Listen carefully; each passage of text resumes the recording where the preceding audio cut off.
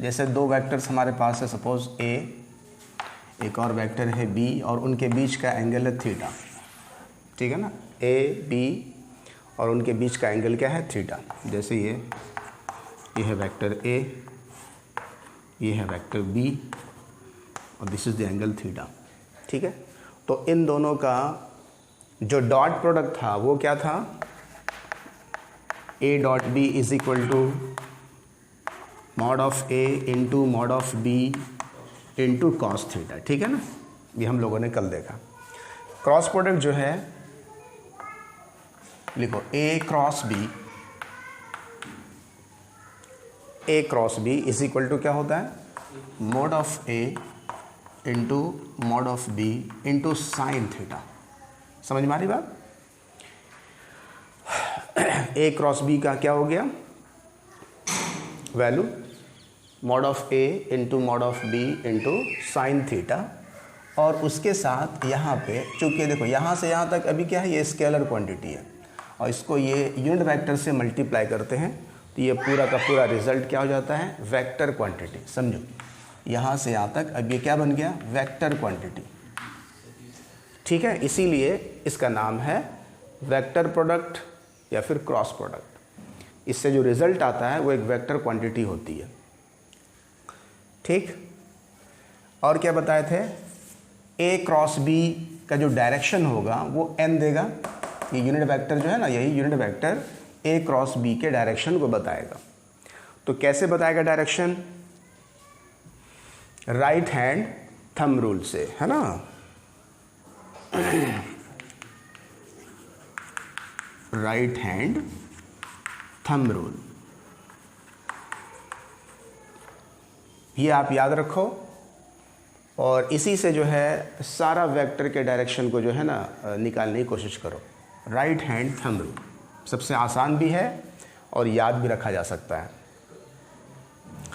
देखिए ए cross B जो हम लोगों ने यहाँ पे निकाला हुआ है, ए क्रॉस बी, तो वेक्टर ए यहाँ पे है, यहाँ वेक्टर बी है। तो सबसे पहले क्या करोगे, अपने राइट हैंड को इस तरह से खोलना है ना, और वेक्टर ए की तरफ अपने हथेली को ले जाना है, ठीक है ना। इस तरह से वेक्टर ए की तरफ ले गए, और फिर ये जो 4 अंगुली है इसको कर्ल करना है, किस तरफ, टुवर्ड्स बी, बी की तरफ कर्ल करना है। समझ में आ रही बात, बी की तरफ कर्ल करना है, चूँकि ए क्रॉस बी पूछा जा रहा है। अगर बी क्रॉस ए पूछा जाता तो हथेली को इस तरह से रख के ए की तरफ कर्ल करते, लेकिन यहाँ पे क्या है, ए क्रॉस बी, तो इस तरह से हाथ को ले जाएंगे और चारों अंगुलियों को कर्ल करेंगे किस तरफ, टुवर्ड्स बी। तो ये थंब जो है आपको अंदर की तरफ इंडिकेट कर रहा है, थंब जो है वो किधर इंडिकेट कर रहा है, इनवर्ड, ठीक है। तो ए और बी का जो ए क्रॉस बी का जो डायरेक्शन होगा वो किधर होगा, इनवर्ड होगा, ठीक है। यहाँ पे आप समझ लो इसको, ये जो एन कैप है ये क्या बताता है, direction of A cross B. समझ लो, लिख लीजिए, direction of A cross B. A cross B का डायरेक्शन बताता है, और ये डायरेक्शन किधर होता है, ये डायरेक्शन होता है perpendicular to both vector A and vector B, ठीक है। ए और बी दोनों के ही परपेंडिकुलर होगा। तो ए और बी के जो परपेंडिकुलर हो सकता है वो 2 केसेस इसमें बन सकते हैं। एक तो अंदर की तरफ, देखिए इसको जरा हम फिर से रिवाइज कर दे रहे हैं। यही है ना हमारे पास, एक वेक्टर ए है, दूसरा वेक्टर बी है, ठीक है, ये ए और बी। तो ए क्रॉस बी का जो डायरेक्शन होगा वो इन दोनों पर परपेंडिकुलर होगा। तो इसमें 2 केसेस बन सकते हैं। एक तो इस तरह से ये भी परपेंडिकुलर हुआ, दिख रहा है ना, बाहर की तरफ, और एक केस बन सकता है पीछे की तरफ, वो भी परपेंडिकुलर है, ठीक है, ये परपेंडिकुलर होगा इस पर। 2 केसेस इसमें बन सकते हैं, ठीक है। तो यहाँ पे ए क्रॉस बी का जो डायरेक्शन होगा वो अंदर होगा या बाहर होगा, उसके लिए क्या करोगे, वो राइट हैंड रूल का आपको यूज़ करना है, जो अभी हम लोगों ने किया। ए की तरफ हाथ को ले गए, कर्ल किए बी की तरफ, तो यहाँ पे जो डायरेक्शन बता रहा है वो इनवर्ड बता रहा है। तो डायरेक्शन ऑफ एन इस केस में perpendicular to both the vectors A and B, और उसका डायरेक्शन किधर है, डायरेक्टिंग इनवर्ड, अंदर की तरफ, perpendicular to this green board, ठीक है। तो B क्रॉस A क्या होगा? आउटवर्ड हो जाएगा, है ना। अगर पूछा जाए B क्रॉस A, तो B क्रॉस A की जो वैल्यू होगी वो तो यही हो जाएगा mod of B into mod of A into sine theta. Theta हमेशा कौन सा लेते हैं? छोटा वाला एंगल, याद है ना। A और B के बीच का जो स्मॉलर एंगल होगा वही एंगल कंसिडर किया जाता है। बड़ा वाला एंगल जो है, जो यहाँ पे बना, दिस इज़ 360 माइनस थीटा, है ना, ये एंगल कंसिडर नहीं किया जाता है, ठीक है। Angle between the vectors already हम लोगों ने पढ़ा हुआ है। तो B into A into sine theta, और फिर से n कैप होगा, n कैप जो डायरेक्शन होगा, इस बार जो डायरेक्शन होगा वो क्या, उस वाले n का जस्ट अपोजिट होगा। समझ रहे मेरी बात? वहाँ जो n है उसके जस्ट अपोजिट होगा। तो अपोजिट वेक्टर को हाँ माइनस हो जाएगा। Very good. तो हाँ माइनस n कैप, ठीक है। तो इससे क्या पता चला कि A क्रॉस B जो है ना वो बराबर नहीं है B क्रॉस A के। क्लियर है? A cross B is not equal to B cross A। लेकिन अगर आप बराबर करना चाहोगे तो A cross B is equal to आपको लिखना पड़ेगा minus of B cross A, है ना। समझ आ रहा है? ओके। और हाँ, लेकिन एक चीज़ है कि A क्रॉस B का जो मैग्नीट्यूड होगा, मैग्नीट्यूड तो इक्वल है, मैग्नीट्यूड तो इक्वल है ना, वैल्यू जो है, हाँ मैग्नीट्यूड इक्वल है। A क्रॉस B का जो रिज़ल्ट आएगा, जो मतलब मैग्नीट्यूड आएगा, वो B क्रॉस A के मैग्नीट्यूड के बराबर होगा। लेकिन डायरेक्शन की जब बात आएगी तो दोनों एक दूसरे के अपोजिट होगा, ठीक है। तो ये है A क्रॉस B। चलिए अब हम लोग थोड़ा सा एक आध एग्जाम्पल से इसको समझे। हाँ बोलिए। राइट हैंड थंब रूल लिखो यहाँ पे।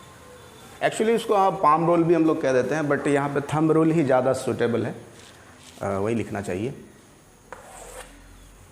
राइट हैंड थंब रूल, क्योंकि थंब से जो है डायरेक्शन दिया जा रहा है ना, डायरेक्शन जो है वेक्टर का थंब से, थंब को यूज़ कर रहे हैं।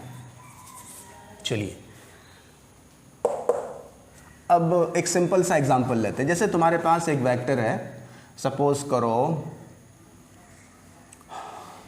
ये कोई पोजीशन वेक्टर है, देखो r है ना, जिसकी वैल्यू है 4 मीटर, ठीक है। पोजीशन वेक्टर r है, वैल्यू है 4 मीटर, और ये एक वेक्टर है फोर्स जिसकी वैल्यू है 6 न्यूटन। क्लियर है?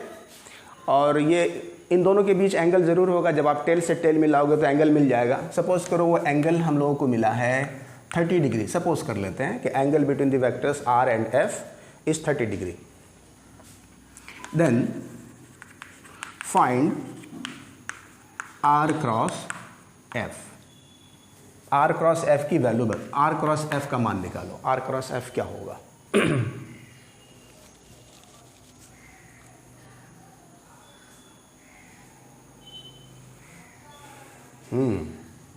बहुत ही सिंपल है ना। r cross f is equal to क्या हो जाता है, magnitude of r into magnitude of f into sine theta. Sine is theta is 30 degree, तो साइन 30 डिग्री हो गया with n cap, with n cap, and n cap बताएगा direction.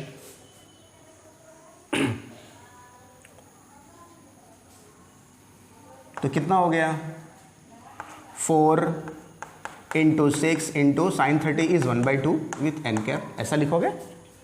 हाँ ऐसा लिखेंगे। आंसर कितना हो गया, 12, है ना, 12 हो गया। हाँ n कैप। तो मैग्नीट्यूड इसका है 12, लेकिन n वेक्टर जो है वो यूनिट वेक्टर, इसको क्या बना रहा है, वेक्टर क्वांटिटी बना रहा है। तो ये जो क्वांटिटी आई, इसका डायरेक्शन किधर होगा, इसका डायरेक्शन होगा r और f दोनों पर perpendicular, by using right hand thumb rule. तो राइट हैंड थंब रूल जब आप यूज़ करोगे, इन दोनों वेक्टर्स को एक जगह पहले कर लेते हैं हम लोग, है ना। इन दोनों वेक्टर्स को एक जगह करने का क्या है, टेल से टेल मिला दिया, यहाँ पे मिला दिया टेल, फोर्स का कुछ ऐसा हो जाएगा, देख तो ये हो गया फोर्स, और this is the angle 30 degree. पूछा क्या आपसे, आर क्रॉस एफ, तो हथेली को ले जाओ आर की तरफ, सबसे पहले आर की तरफ ले जाना है, आर के डायरेक्शन में लेना है, ऐसे नहीं रखोगे, ऐसे नहीं, आर के डायरेक्शन में। तो आर के डायरेक्शन में जब हम रखेंगे तो कुछ इस तरह से रखना पड़ेगा, देख तो ऐसे, और उसको कर्ल करो किधर, टुवर्ड्स एफ, एफ के तरफ कर्ल करोगे तो ये अंदर की तरफ बता रहा है, इनवर्ड बता रहा है। ओके, तो direction of R cross F is inward. Inward के लिए, अच्छा इनवर्ड के लिए हम लोग क्रॉस सिंबल यूज करते हैं, डॉट और क्रॉस। देखो अगर क्रॉस सिंबल कहीं पे यूज हो रहा है ना, समझ लो ये क्या बता रहा है, inward, perpendicular to the plane, directing inward. और अगर कहीं पे डॉट सिंबल है तो ये आउटवर्ड बताता है, perpendicular to the plane, directing outward. ये मतलब नोट एक तरह का ये साइन है, सिंबल है डायरेक्शन बताने का, ठीक है। तो यहाँ पे आप अगर लिख भी दोगे तो भी ठीक है, लिख ही दो तो ज़्यादा अच्छा है, inward, perpendicular to the green board, directing inward. समझ में आ रहा है? ओके, अब देखो यहाँ पे एक चीज़ समझो, ये जो वैल्यू हम लोगों ने निकाला 12 न्यूटन, 12, इसकी यूनिट क्या हो जाएगी, इसकी यूनिट क्या हो जाएगी, न्यूटन मीटर हो जाएगी। वेरी गुड, हाँ न्यूटन मीटर। तो ये जो क्वांटिटी है ना, इसको हम लोग आगे स्टडी करेंगे रोटेशनल चैप्टर में। ये क्वांटिटी कहलाती है torque, R cross F is equal to torque, torque होता है। तो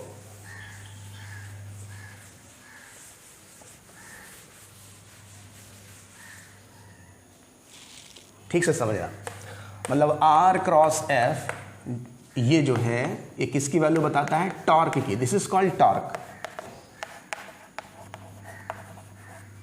मोमेंट ऑफ फोर्स, इसी को कहते हैं मोमेंट ऑफ फोर्स, है ना। Moment of force is called torque. इसको किस तरह से डिनोट करते हैं, इस तरह से, सिंबल है इसका टाउ टाइप का, ठीक है, टी टाइप का। तो आर क्रॉस एफ का जो रिजल्ट आया, एक वेक्टर क्वांटिटी आई, अभी जो हम लोगों ने देखा 12 न्यूटन मीटर, ठीक है। तो टॉर्क क्या है, एक वेक्टर क्वांटिटी है, ये वेक्टर क्वांटिटी को रिप्रेजेंट करेगा, चूंकि क्रॉस प्रोडक्ट का रिजल्ट वेक्टर होता है, ठीक है। तो R cross F is equal to a vector जिसकी वैल्यू है 12 और डायरेक्शन भी है उसके पास। आए समझ में?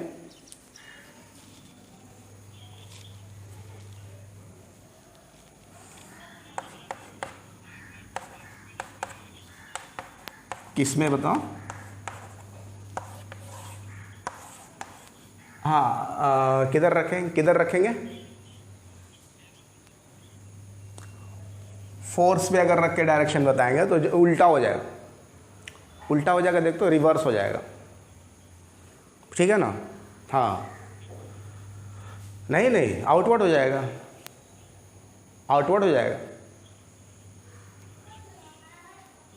हाँ बिल्कुल, हाँ तुम्हारा सही कहना है। इसी चीज़ को याद रखना है, फार्मूला जो होता है वो ये होता है, कुछ चीज़ों को तो आपको याद रखना है ना।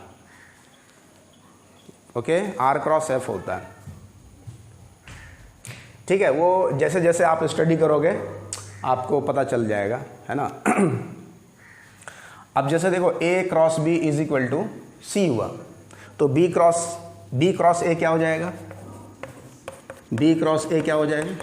माइनस सी हो जाएगा। समझ में आ रही बात? A cross B is equal to vector C, ठीक है। तो बी क्रॉस ए क्या हो गया, माइनस सी, ठीक। यहाँ पे एन कैप देने की जरूरत नहीं। एन कैप एक्चुअली क्या, वो डायरेक्शन बताता है पूरे मैग्नीट्यूड का। इस पूरे के जगह कहा गया, हाँ ये एक्चुअली क्या है, ये मतलब सी की वैल्यू बता रहा है, जो रिजल्ट आ रहा है उसकी वैल्यू। तो B cross A is equal to क्या हो गया, माइनस सी, इस तरह से लिख सकते हैं।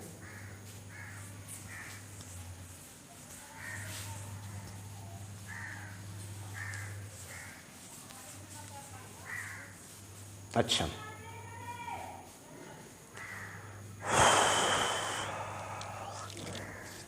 अब देखिए,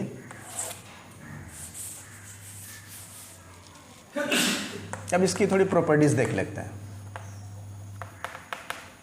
प्रॉपर्टीज ऑफ क्रॉस प्रोडक्ट।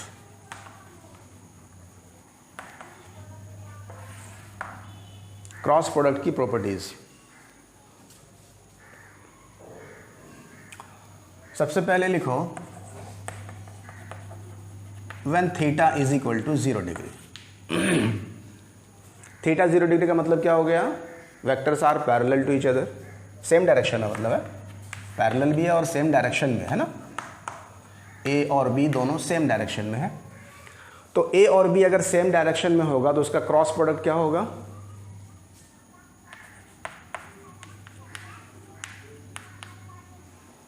उसका क्रॉस प्रोडक्ट 0 होने वाला है।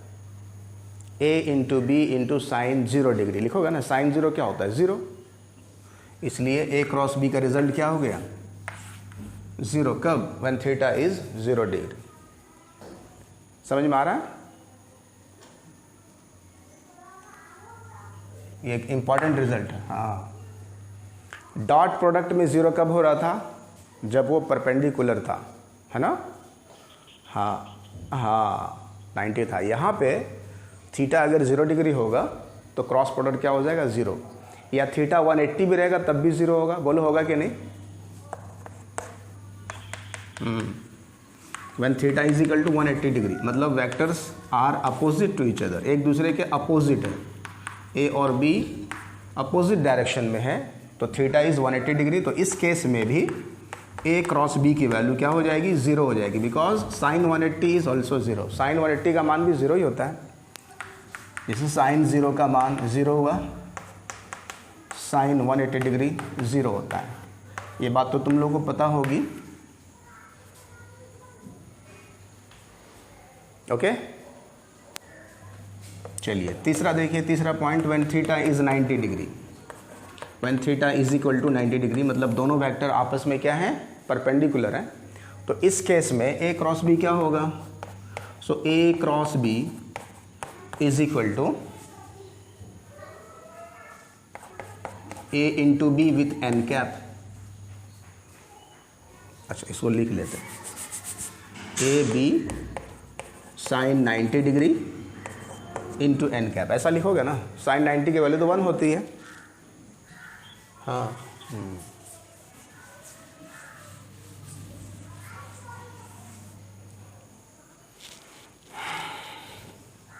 ठीक है, यानी A cross B is equal to हो गया A B into N cap. ठीक है, इस पूरी क्वांटिटी को अगर हम लोग सी मान लें तो देखो, इसको इस तरह से डिनोट कर सकते हैं, ये वेक्टर ए है और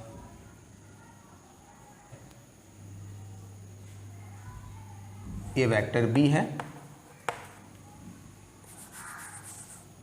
परपेंडिकुलर देना होगा ना, वेक्टर बी है ये 90 डिग्री। तो ए क्रॉस बी जो होगा आउटवर्ड होगा। इस तरह से आपको दिखा रहे हैं, थोड़ा समझने की कोशिश करो। दिस इज वेक्टर सी, ठीक है ना। और ये सी क्या होगा, ए पे भी परपेंडिकुलर है और बी पर भी हाँ, ये सी जो है आउटवर्ड है, ठीक है ना। सी का डायरेक्शन ए और बी दोनों पर परपेंडिकुलर, ठीक है। इस तरह से जैसे, हाँ, ये वेक्टर मान लो ए हो गया, ये वेक्टर बी हो गया और ये जो वेक्टर है ये सी है, ठीक है, इस टाइप से। ओके, अब लेफ्ट हैंड लगा दिया, तुम लोग कंफ्यूज नहीं करना, डायरेक्शन खाली बताया। अब यहाँ पे लेफ्ट हैंड का कोई काम ही नहीं है। ओके, देखो 4, फोर्थ प्रॉपर्टी हम लोग देखेंगे। अगर सेल्फ क्रॉस प्रोडक्ट हो तो क्या होगा, मतलब ए क्रॉस ए, बताओ तो ए क्रॉस ए क्या होना चाहिए, सोचो। 0, वेरी गुड, 0 हो जाएगा। हाँ, इसलिए कि साइन एंगल तो जीरो हो गया, तो साइन जीरो जीरो, तो ए क्रॉस ए ज़ीरो होता। ठीक है यहाँ तक। और हम लोगों ने क्या देखा था, ए क्रॉस बी वो बी क्रॉस ए के बराबर नहीं है, है ना। ये पीछे देखा हम लोगों ने, A cross B is not equal to B cross A, लेकिन कब बराबर है, ए क्रॉस बी बराबर हो सकता है minus of B cross A. अब ये बराबर है, ये सही है। ओके, चलिए अब यूनिट वेक्टर्स के बारे में ज़रा सा, आई जे के यूनिट वेक्टर्स को देख लें। ऑर्थोगोनल यूनिट वेक्टर्स आई और जे और के, ये तीनों आपस में क्या होते हैं, परपेंडिकुलर होते हैं, है ना।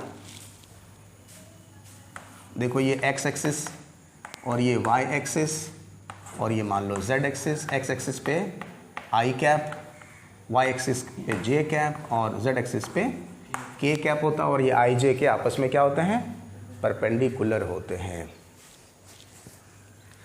ओके, तो बताओ आई क्रॉस आई क्या होना चाहिए,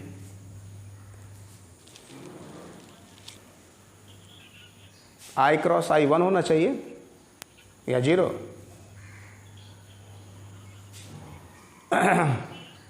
ज़ीरो होगा, राइट। 1 कैसे होगा, देखो I cross I same direction में है, theta is 0 degree. I cross I, देखो ना यहाँ पे तुम क्या किए, ए क्रॉस ए 0 कर रहे हो ना, ये 0 कर, तो आई क्रॉस आई ऑल्सो 0। अच्छा, आई क्रॉस आई जब 0 हो गया तो इसका मतलब जे क्रॉस जे भी 0 ही होगा, के क्रॉस के ये भी 0 होगा, है ना। सिंपल सी बात है, ठीक है। ये आइडेंटिटी हम लोग यूज़ करेंगे अभी जब क्रॉस प्रोडक्ट निकालेंगे कंपोनेंट फॉर्म में, वहाँ पे। ओके, चलो आगे देखो, ये बताओ कि आई क्रॉस जे क्या होगा। हाँ सोचो, 1 होगा। देखो I cross J actually formula में अगर हम लोग रखें तो मैग्नीट्यूड तो दोनों का 1 होता है, ए क्रॉस बी क्या होता है, ए बी साइन थीटा। तो यहाँ पे लिखेंगे मैग्नीट्यूड ऑफ आई फिर मैग्नीट्यूड ऑफ जे, तो दोनों तो 1 ही होता है, इनटू क्या, साइन 90 डिग्री आई और, है ना, दोनों के बीच का एंगल कितना हो गया, 90 डिग्री। उसके बाद क्या होता है, हाँ उसके बाद यूनिट वेक्टर होता है ना, जिसको भूल गए तुम लोग, यहाँ पे यूनिट वेक्टर मल्टीप्लाइड होता है, दैट इज़ एन कैप होता है ना। यानी अगर ध्यान से देखो तो I cross J 1 into sine 90 भी 1 हुआ, तो सबको मल्टीप्लाई करें तो एन कैप ही बचेगा, है ना। I cross J is equal to N cap. अब ये एन कैप जो है वो क्या है, ये एक तो यूनिट वेक्टर है, साथ ही साथ ये डायरेक्शन बताता है, आई और जे के परपेंडिकुलर है ये, है ना। यहाँ जो एन कैप है वो आई और जे के परपेंडिकुलर है ना, समझ रहे हैं मेरी बात। ओके, तो आई क्रॉस जे के परपेंडिकुलर होने के वजह से हम इसको लिख देंगे के, इसमें कोई बुराई बात नहीं है। देखो I cross J is equal to K हो जाएगा। आप यहाँ पे ध्यान से देखो, ये फिगर दिख रहा है सबको, आई जे के, आई क्रॉस जे पूछा है ना, तो आई की तरफ ले जाओ पाम को और उसको रोटेट करो किस तरफ, जे के तरफ। तो ये जो थंब है ये आपको जेड एक्सिस बताएगा। देखो आई जे के, देखो क्या यहाँ पे क्या कर रहे हैं, एन कैप होता है ये, बट इसी चीज को हम लोग रिप्लेस करके लिख रहे हैं के।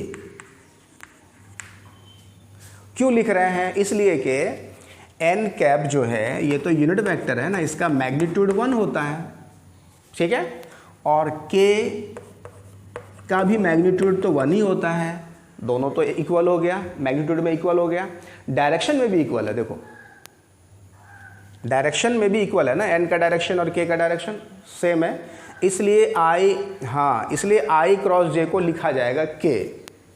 समझ में आ रही बात, हाँ। तो I cross J is equal to K होता है। आई क्रॉस जे इज के, तो बताओ जे क्रॉस आई क्या हो जाएगा? जे, हाँ J, good, J cross I is minus K, J cross आई की वैल्यू हो जाएगी माइनस के। चलो अब उसी डायग्राम से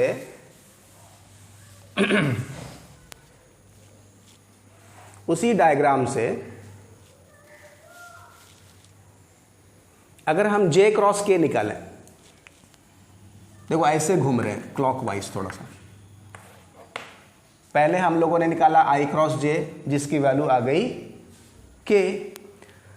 अब चलो जे क्रॉस के निकालते हैं। तो जे क्रॉस के जब निकालोगे तो you will get I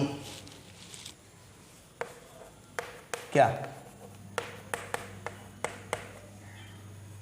J cross K is I, J cross के आई हो गया। तो बताओ के क्रॉस जे क्या होगा? Minus I. उसी तरह से फिर के क्रॉस आई निकालो, K cross I is equal to हो जाएगा जे। तो आई क्रॉस के क्या होगा? I cross K is minus J.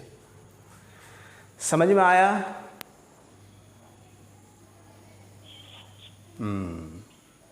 समझ में तो आ गया, लेकिन इसको याद कैसे रखा जाए, प्रॉब्लम है ना। इतना लंबा चौड़ा कैसे याद होगा, कैसे याद रहेगा? देखो I cross I, J cross जे और के क्रॉस के, ये तो याद रह जाएगा, है ना। याद किया मतलब कॉन्सेप्ट के हिसाब से ठीक है। और इसमें भी तुम कॉन्सेप्ट लगाओगे तो बना ही दोगे, लेकिन इसमें टाइम लगेगा सोचने में, कहीं गड़बड़ भी हो सकता है। तो इसके लिए एक ट्रिक है जो तुमको याद रखना है, बहुत ही सिंपल। सर्किल याद रखो। सर्किल में क्या करो, सर्किल में आई जे को पुट करो।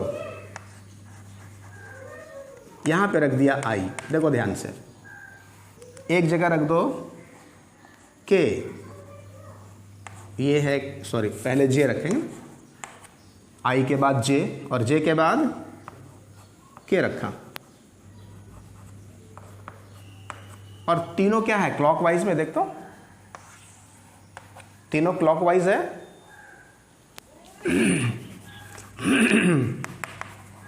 सर्किल याद रखना, क्लॉकवाइज में जब हम चलेंगे तो पॉजिटिव ले लेंगे, वैल्यू को पॉजिटिव ले लेंगे। और जब एंटी क्लॉकवाइज चलेंगे तो नेगेटिव ले लेंगे। एंटी क्लॉकवाइज साइड में लिख लो, एंटी क्लॉकवाइज जब चलेंगे तो नेगेटिव ले लेंगे। ये नेगेटिव पॉजिटिव लेने का क्या मतलब हुआ?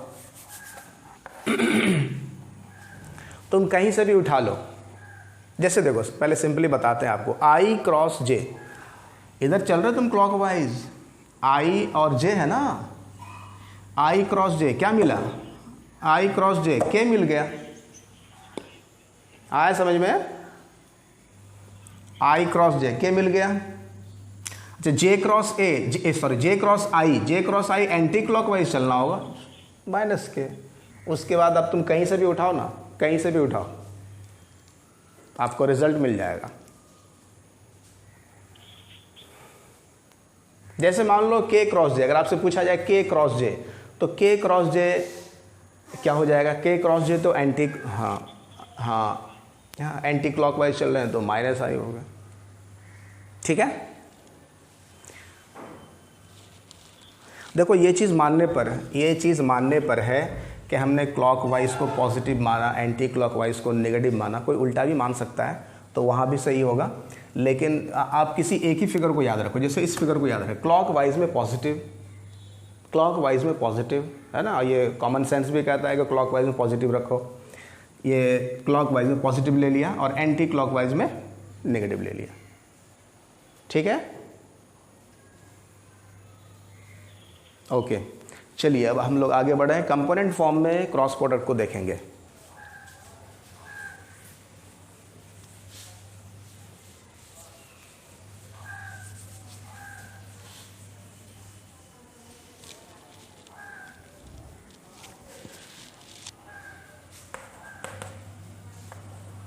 क्रॉस प्रोडक्ट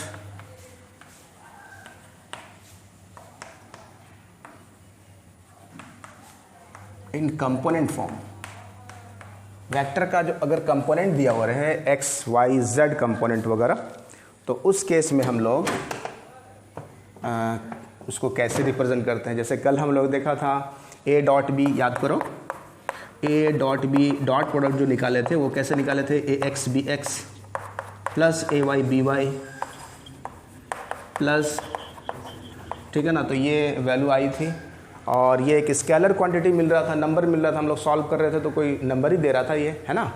लेकिन यहाँ पे इस बार ए क्रॉस बी जब निकालेंगे तो वो एक जो रिज़ल्ट आएगा उसमें मैग्नीट्यूड भी रहेगा और साथ ही साथ डायरेक्शन भी रहेगा, ठीक है। तो सपोज कर लो कि तुम्हारे पास एक वेक्टर है ए, दिस इज वेक्टर ए, तो इसका कंपोनेंट फॉर्म में ए एक्स आई लिखते हैं इसको, plus A Y J plus A Z K, हो गया। और दूसरा वेक्टर ले लो B, which is B X I plus B Y J plus B Z K. अब क्या करना है, क्रॉस निकालना है हमको, ए क्रॉस बी करना है। तो ए क्रॉस बी मतलब this cross this, A X I plus A Y J plus A Z K cross B X I plus B Y J plus B Z K, इसको cross करना है।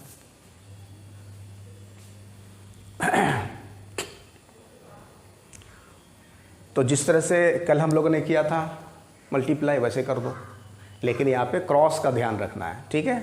तो क्या करेंगे, सबसे पहले ए एक्स आई को मल्टीप्लाई करेंगे इस पूरे टर्म से, ऐसे ही करते हैं ना,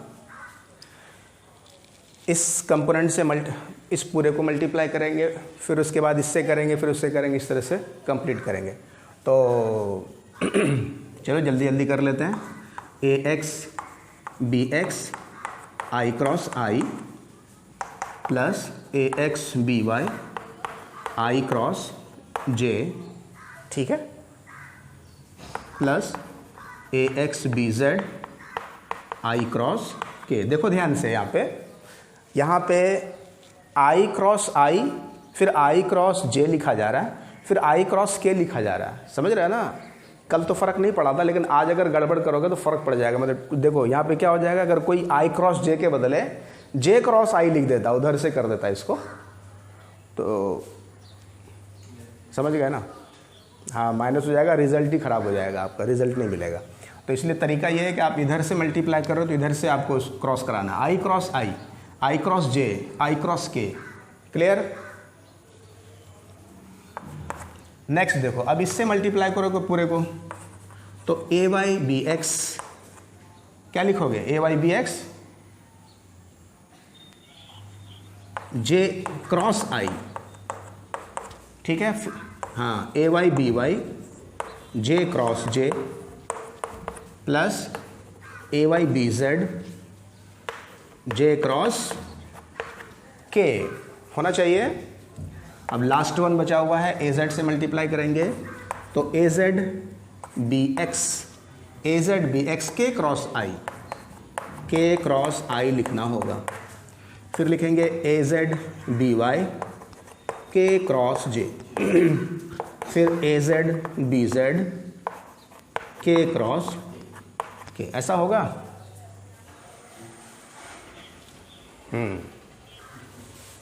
गुड। अब आइडेंटिटी लगा दो जहाँ जहाँ, देखो आप यहाँ पे अब आई क्रॉस आई की वैल्यू क्या होती है, 0, तो पूरा टर्म हो गया 0, शुरू वाला टर्म 0 हो गया, है ना।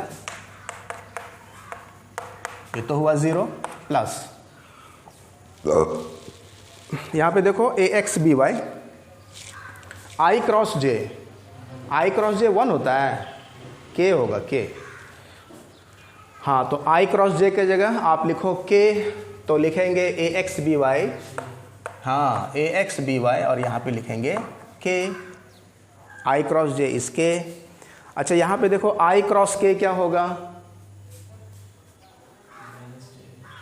माइनस जे। जब माइनस जे आ गया तो माइनस को मल्टीप्लाई भी कर देते हैं साथ ही साथ, तो हो जाएगा माइनस ए एक्स बी जेड,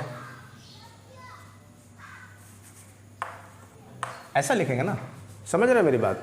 यहाँ पे माइनस आएगा ना, ये माइनस मल्टीप्लाई होकर यहाँ पे माइनस दे दिए, ठीक है। कोई प्रॉब्लम है? हाँ बोलो। यहाँ पे देखो ना, ये देखो ये टर्म है, यहाँ पे क्या आएगा, माइनस जे आएगा ना, तो माइनस जे, तो माइनस यहाँ पे मल्टीप्लाई हो गया प्लस से, minus into plus is minus, वहाँ पे रख दिया माइनस, है ना। Okay good. चलिए नेक्स्ट क्या है, देखो यहाँ पे जे क्रॉस आई क्या होगा, आई जे, जे के, फिर के आई क्या हो जाएगा, पॉजिटिव। यहाँ पे क्या हो जाएगा, हाँ पॉजिटिव जे ना, तो यहाँ पे क्या लिखोगे, plus A Z J. Okay चलिए नेक्स्ट क्या है, देखो ए जेड बी वाई, के क्रॉस जे क्या हो जाएगा, माइनस आई, तो रख दो माइनस आई, माइनस ए जेड बी वाई। हाँ ठीक है, यहाँ तक देखो, लास्ट वन इज 0, ठीक है। तो अब तो हम आगे बढ़ नहीं सकते हैं ना, ये हो गया फाइनल एक्सप्रेशन, इसको हम लोग फिर से एक बार लिख देंगे तो फिर भी बहुत लंबा चौड़ा यहाँ पे इक्वेशन मिल गया आपको ए क्रॉस बी का, जो कि याद रखना पॉसिबल नहीं है, समझ रहे हैं ना, पॉसिबल नहीं है, मतलब मुश्किल है ना। ए डॉट बी में तो याद रखना बहुत ही आसान था, A dot B is equal to A X B X plus A Y B Y plus A Z B Z, ठीक है ना। तो ये एक्चुअली ये जो आया है ना, ये एक सिंपल फॉर्म में आप इसको लिख सकते हो, जिसको कहते हैं डिटर्मिनेंट फॉर्म, ठीक है। आप लोग अलजेब्रा में पढ़ोगे डिटर्मिनेंट फॉर्म, तो डिटर्मिनेंट फॉर्म में क्या है, इस तरह से वर्टिकल लाइन डाल दिया, यहाँ पे लिखेंगे आई, यहाँ पे जे और यहाँ पे के। इसको ब्रेक करने का तरीका ये बताएंगे, जब इसको आप ब्रेक करोगे तो यही रिजल्ट मिलेगा, समझ गए। इसको देखो ये अरे इस कॉलम को सजाना बहुत ही आसान है। आई जे के लिखा, उसके बाद ए का तीनों कंपोनेंट यहाँ पे लिखो, यानी ए X A Y A Z, आई जे के, फिर उसके नीचे ए एक्स, जे के नीचे ए वाई और के नीचे ए जेड। उसके बाद दूसरा वेक्टर क्या है, बी है ना, तो बी का कंपोनेंट इसके नीचे लिखो बी एक्स, इसको बी वाई और इसको बी जेड। इसको याद रखना तो सबके लिए आसान है,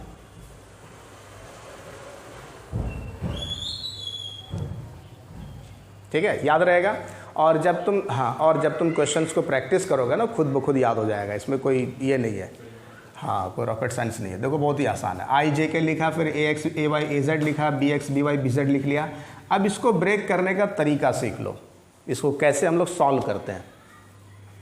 तो देखो इसको सॉल्व कर रहे हैं,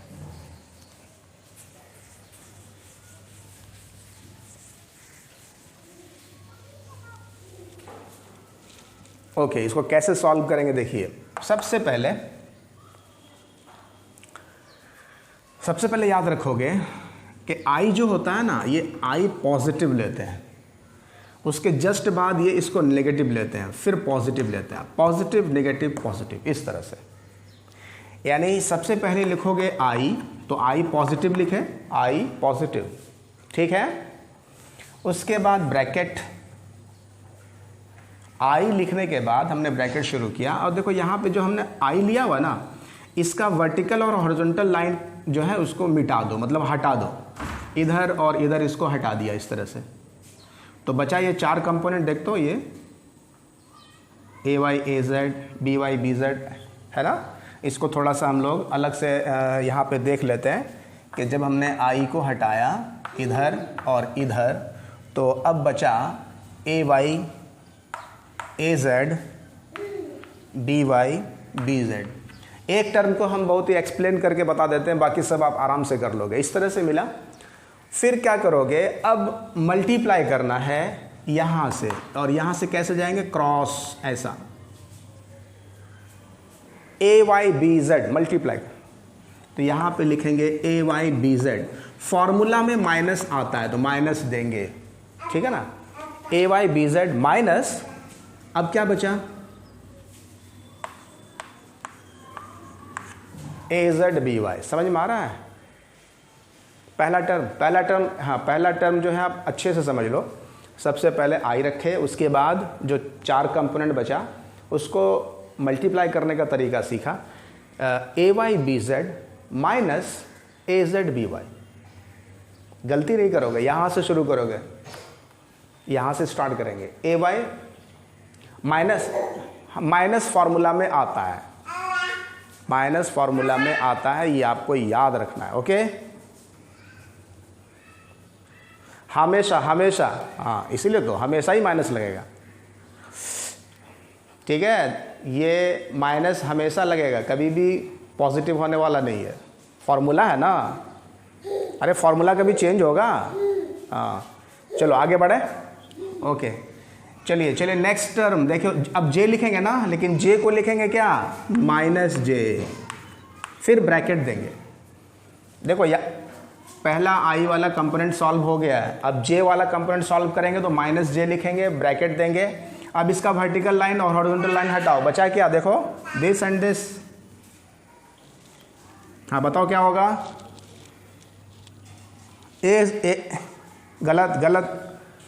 गलत AXBZ।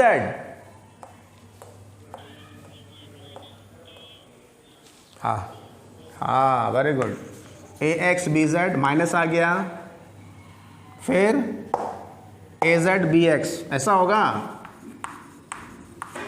होगा कि नहीं होगा?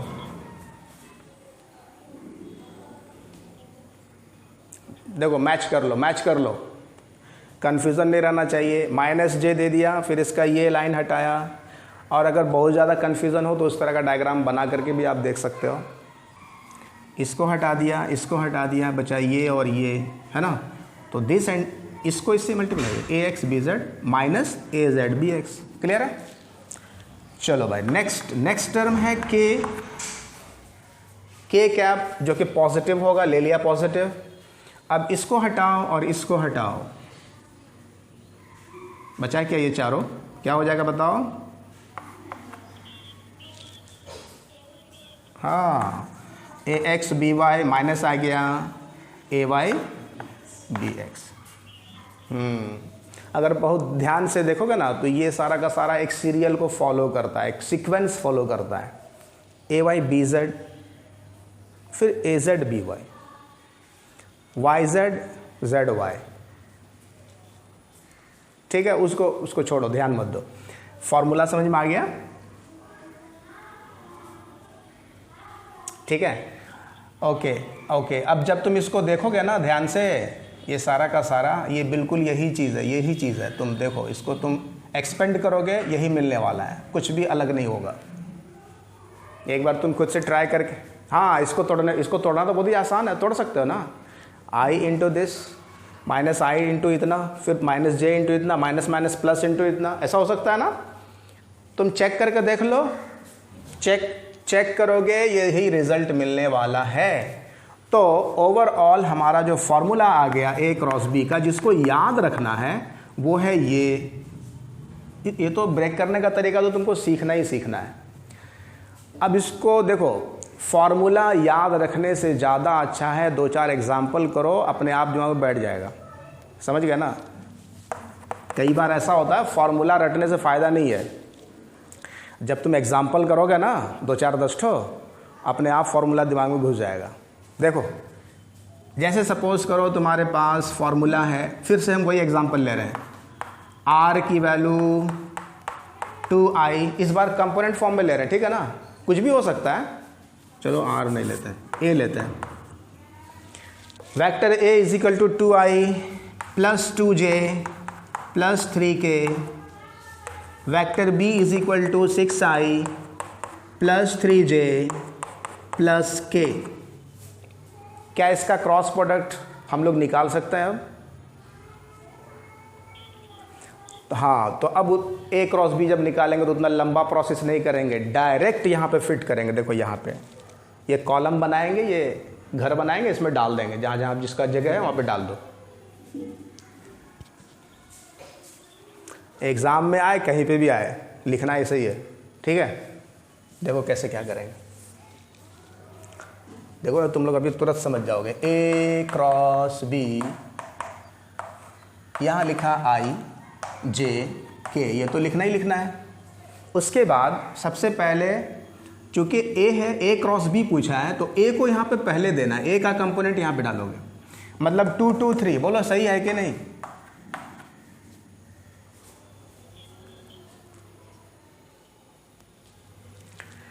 बी का कंपोनेंट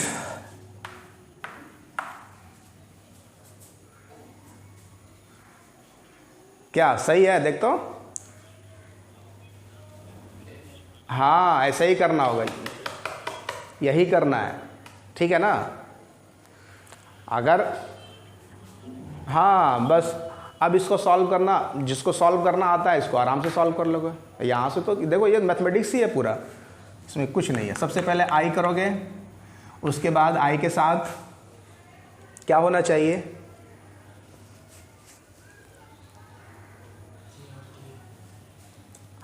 आई का हॉरिजॉन्टल और वर्टिकल कंपोनेंट हटा दो, बचाइए 2 3 3 2 3 1 3। वेरी गुड, वेरी गुड, समझ में आ गया? 2 - 9, गुड। माइनस जे होगा, माइनस जे, ये प्लस में, ये माइनस में, ये प्लस में, हाँ 2 - 18 प्लस के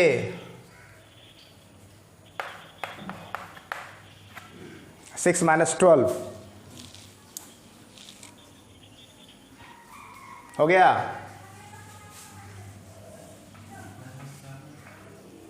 ठीक है ना यहाँ तक? अब क्या है, अब इसको सॉल्व करो ना। 2 - 9 कितना होता है? -7 माइनस जे, यहाँ पे कितना हो गया? -16 प्लस के -6, ऐसा होगा देख तो।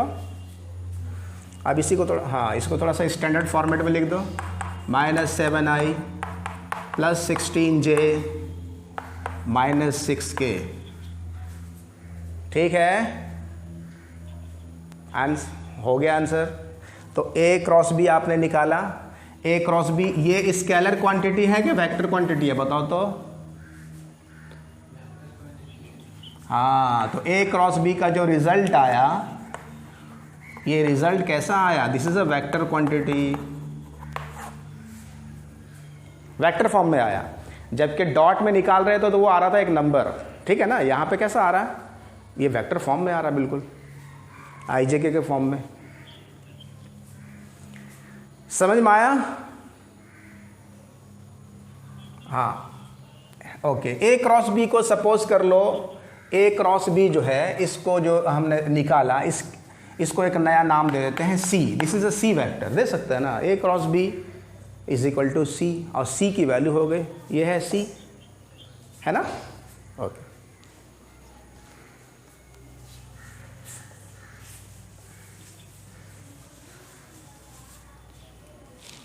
ओके। अब चलिए थोड़ा सा एक आध एग्जाम्पल और देख लें।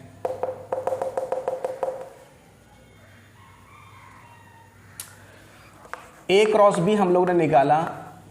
अब ए क्रॉस बी का अगर मॉड पूछा जाए तो क्या करेंगे? Modulus of A cross B, modulus of A cross B बोलो या सी का मॉड बोलो, एक ही बात है ना? क्योंकि दोनों को हम लोगों ने माना हुआ, ए क्रॉस बी को ही सी माना हुआ है। तो क्या हो जाएगा? वही पुराना फॉर्मूला, कंपोनेंट का जो ये होता है, हाँ स्क्वायरिंग करेंगे, -7² प्लस 16² प्लस -6²। समझ में आ रही बात? ये मॉड निकाल रहे हैं, वैल्यू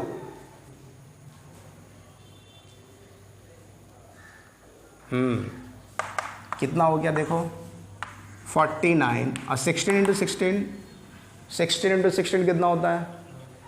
256 होता है। वेरी गुड, हाँ 256। चलो ऐड कर दो, 12 हो गया, 12 और 9 कितना होता है? 21, 21 हो गया, 5 10 14 1 3। Very good, this is your answer. ये है magnitude of A cross B. Clear है? ओके, चलिए अब कुछ एग्जांपल्स आप घर पे करोगे। अच्छा देखो एक बात यहाँ पे हम देखो, मान लो ठीक है ये तो हो ही गया। अगर यहाँ पे सपोज़ करो माइनस रहता यहाँ पे, या यहाँ पे माइनस रहता है ना, तो क्या करते? तो यहाँ माइनस रहेगा तो वहाँ पे माइनस डालोगे, ये हो गया -6, समझ रहे हो ना, और वहाँ पे क्या हो जाएगा -2। ओके, और सॉल्व करने में ध्यान रखोगे, सॉल्व करने में ध्यान रखोगे, समझ गए ना। जैसे यहाँ पे माइनस करोगे या मल्टीप्लाई करोगे -2 × 1, तो यहाँ पे क्या करोगे, यहाँ पे -2 हो जाएगा, समझ रहे हो ना। जैसे -2 × 1, तो यहाँ पे क्या हो जाएगा -2, समझ रहे हो। ये -2 तो अपना हाँ मल्टीप्लिकेशन के दौरान जो माइनस आएगा तो वो तो आएगा ही आएगा, और जो फॉर्मूला में माइनस है वो रहेगा अपना, ठीक है ना, उसको भी कंसिडर करना है। तो बच्चा यहाँ पे थोड़ा कंफ्यूज करता है ज़्यादातर माइनस वाले सवाल में, इसलिए थोड़ा ध्यान रखोगे, ठीक है। तो कुछ प्रैक्टिस के लिए क्वेश्चंस ले लीजिए, घर प्रैक्टिस करोगे।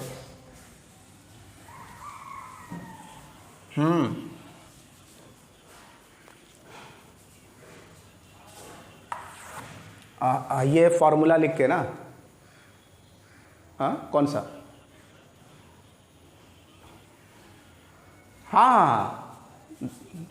हाँ तो लिखा है वो याद रखना पॉसिबल है, सोचो ना कैसे याद रखोगे।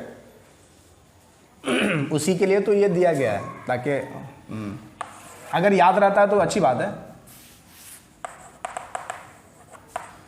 Find A cross B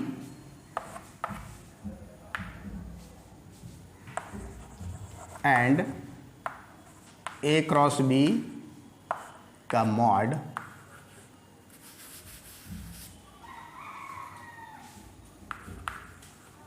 for the following. ठीक है, क्वेश्चन नंबर 1।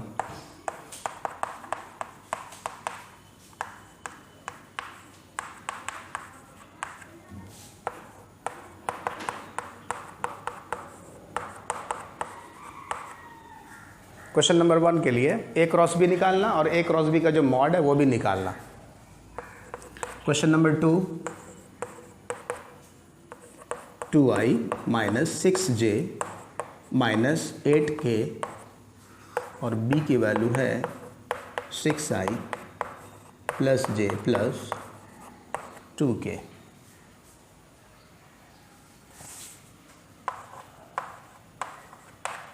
एक और क्वेश्चन ले लो।